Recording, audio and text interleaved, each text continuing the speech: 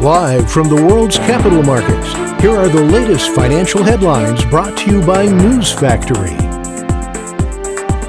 Hello and welcome to Friday's Daily Financial Report.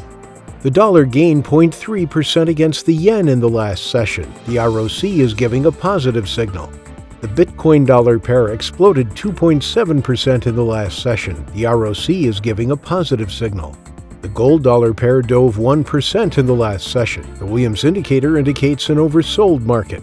The oil dollar pair gained 1.6% in the last session after rising as much as 2.1% during the session.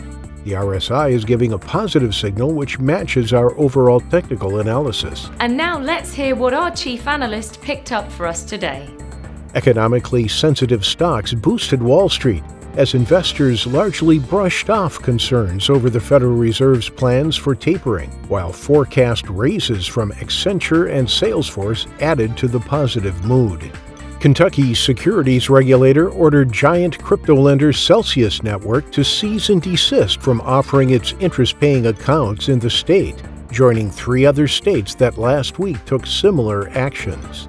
The dollar slipped off 1-month highs reached after the Federal Reserve set the stage for interest rate hikes next year, and a pickup in global market sentiment encouraged traders to foray out of the greenback. Those were today's major economic events, and now moving on to world financial headlines.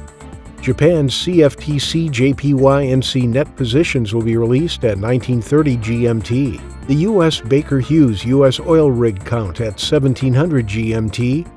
The UK's CFTC GBP&C net positions at 1930 GMT. Japan's Jibun Bank Manufacturing PMI will be released at 030 GMT.